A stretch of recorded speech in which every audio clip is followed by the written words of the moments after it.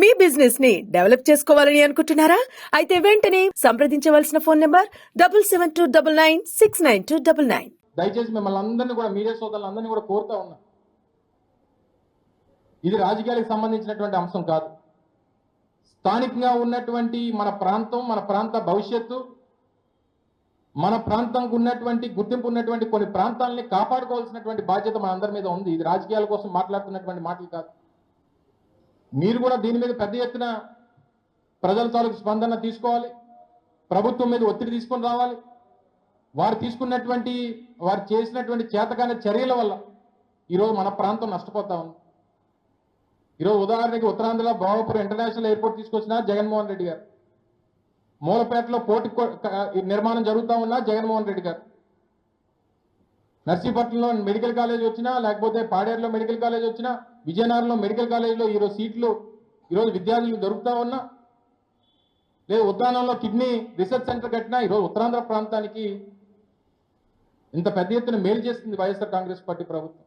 విశాఖపట్నం నుంచి భోగాపురం ఇంటర్నేషనల్ ఎయిర్పోర్ట్కి 4 లేన్ల రహదారి నిర్మించి 6,500 కోట్ల రూపాయలు పెట్టి చేయాలని చెప్పి ఈరోజు ముందడుగు వేసాం. గడ్కరీ గారిని తీసుకుని వచ్చి శాంక్షన్ చేయించాం. అది ఏమైపోయిందో, ఏం జరుగుతుందో అధిగతి లేదు. బడ్జెట్లో మాత్రం 6,000 కోట్ల రూపాయలు అమరావతికి పెడతారు. విశాఖపట్నానికి ఏం మాటల్లోనేమో ఆర్థిక రాజధాని, ఈ ప్రాంతం అభివృద్ధి అని చెప్పి మాటల్లో చెప్తారు. అందుకని మీరు చూపిస్తున్నటువంటి వివక్ష పట్ల, ఉత్తరాంధ్ర ప్రాంతం పట్ల ఈ ప్రభుత్వం చూపిస్తున్నటువంటి వివక్ష పట్ల వచ్చినటువంటి తీర్పే నిన్న జరిగినటువంటి ఎన్నికల ఫలితాలు అనేటువంటి విషయాన్ని మరొకసారి ఈ సందర్భంగా తెలియజేసుకుంటూ, ఇకనన్నా అచ్చెన్నాయుడు గారు ఎవరికో పుట్టిన బిడ్డకు కూడా మీ పేరు పెట్టుకోవాలనేటువంటి ప్రయత్నం మానుకోండి. అనేక సందర్భాల్లో చెప్పాం, మీకు సంబంధం లేనటువంటి క్యాండిడేటు, మీరు మద్దతు పలకనటువంటి క్యాండిడేటు, ఆయన ఇండిపెండెంట్గా వారి తాలూకు ఆర్గనైజేషన్ తరఫున పోటీ చేసుకున్నాడు. మీ మీద వ్యతిరేకతతో వారికి ఓట్లు వేశారు. అయినా సరే మా క్యాండిడేట్ అని మీరు ఊరేగుతానంటే వాళ్ళు ఒప్పుకోవాలి కదా. ఎక్కడ చెప్పినటువంటి సందర్భం లేదు, ఏమీ లేదు.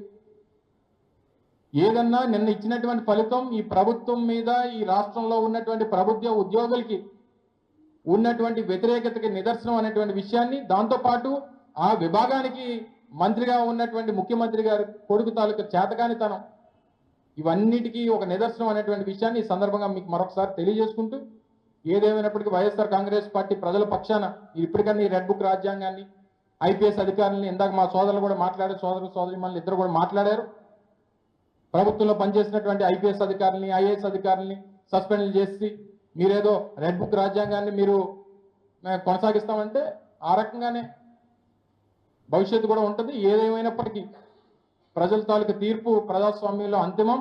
దాని ప్రకారం అందరి తాలూకా నడవడిక ఉండాలనేటువంటిది మరొకసారి సందర్భంగా తెలియజేసుకుంటూ సెలవు తీసుకున్నాం. Thank you.